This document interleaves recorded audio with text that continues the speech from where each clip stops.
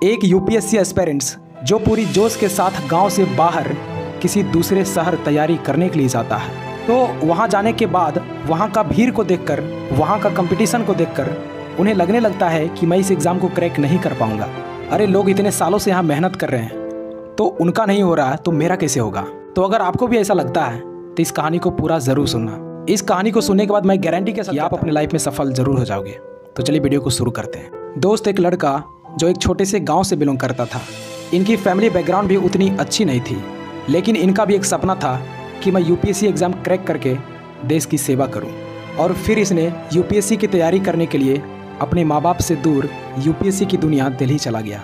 लेकिन दिल्ली जाकर इसने हजारों लाखों की भीड़ देखी कि कैसे स्टूडेंट जा रहे हैं, कितने स्टूडेंट कोचिंग जा रहे हैं और कितने स्टूडेंट स्टडी मटेरियल खरीद रहे हैं।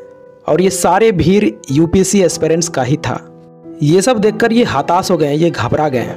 ये इतनी भीड़ को देखकर, इतने कंपटीशन को देखकर डिप्रेशन में चला गया और इनके दिमाग में सिर्फ नेगेटिव बातें चलने लगी।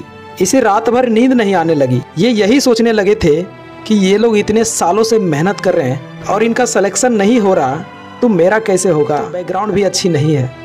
ये बिल्कुल हताश हो गया था, क्योंकि सिर्फ 400 से 500 सीट के लिए इतनी सारी भीड़ इसने कभी नहीं देखी थी।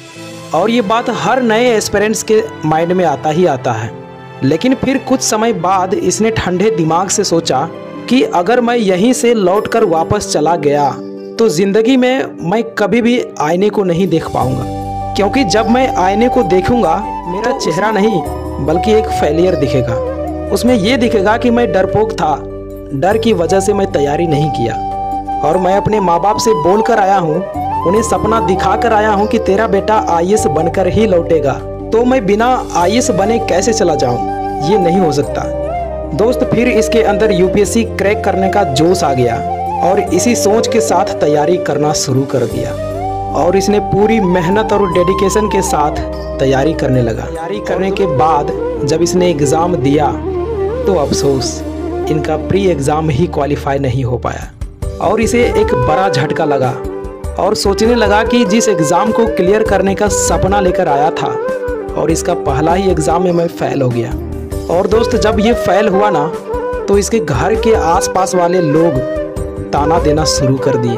वो कहने लगे कि तेरे बेटे से यूपीएससी नहीं निकल पाएगा। अपने बड़े देखकर यूपीएससी की तैयारी करने के लिए दिल्ली भेज दिया, उससे कुछ नहीं हो पाएगा। दोस्त, ये सब देखकर ये लड़का पूरा टूट गया और फिर इसने खुद से कहा कि कोई बात नहीं, अपना टाइम आएगा, मैं एक दिन यह ताने को तालियां में बदल कर ही रहूँगा। और दोस्त, इसने इस साल किए गए गलतियों को सुधार करके दुगनी मेहनत के साथ तैयारी करना शुरू कर दिया और इसका परिणाम यह निकला कि मेंस अपने दूसरे ही अटेम्प्ट में पास कर गया और अब सिर्फ इसका इंटरव्यू ही बाकी था। लेकिन जब यह इंटरव्यू देने के लिए जा रहे थे तो इनके माइंड में सिर्फ नेगेटिव थॉट ही चल रहा था कि यार अगर सिलेक्शन नहीं हुआ तो क्या होगा, अगर मैं जवाब नहीं दे पाया तो क्या होगा। मतलब इसे खुद के ऊपर भरोसा नहीं रहा था। इसने अपना सेल्फ कॉन्फिडेंस खो दिया और इसने जैसे तैसे करके नर्वस में ही इंटरव्यू दे दिया। रिजल्ट का इंतज़ार बहुत उम्मीद के साथ कर रहे थे, ये सोचकर कि चलो इंटरव्यू तो ख़राब गया लेकिन कोई न कोई छोटा पद तो ज़रूर मिल जाएगा। लेकिन दोस्त, जब रिज़ल्ट आया तो ठीक उसका उल्टा हो गया। लिस्ट में इनका नाम ही नहीं था। इसके बाद ये लड़का खुद को संभाल नहीं पाया, इनका सारा सपना चूर चूर हो गया और इनके साथ इनके माँ बाप का भी सपना टूट गया। और एक तरफ ये और दूसरे तरफ इनके माता पिता रो रहे थे, क्योंकि एक के पास ज़्यादा चांस नहीं मिला करता और इसे 2 अटेम्प्ट मिले थे। क्योंकि एक मिडिल क्लास फैमिली दिल्ली का खर्च कैसे उठाते हैं ये सिर्फ एक मिडिल क्लास फैमिली ही समझ सकता। दोस्त, इस दुख की घड़ी में इस लड़के को हौसला देने वाली इनकी माँ थी। इनकी माँ ने बोली कि बेटा इतना आगे निकल गया है और आखिरी पड़ाव पे आके तुम्हारा रिजेक्शन हुआ है, बेटा एक लंबी छलांग मारो और अगली बार तुम्हारा सिलेक्शन कोई नहीं रोक पाएगा। माँ का आशीर्वाद है बेटा। दोस्त, जब ये लाइन इनकी माँ ने कही तो इसने सोच लिया कि मुझे हार कर नहीं बैठना, क्योंकि माँ को बहुत उम्मीद है और मैं इसे पूरा करके ही रहूँगा। दोस्त, इसने फिर से दिन रात करके तैयारी करना शुरू कर दिया, क्योंकि एक एग्ज़ाम के चलते अपने माँ बाप की आंखों में आंसू आना ये कोई बर्दाश्त ही नहीं कर सकता।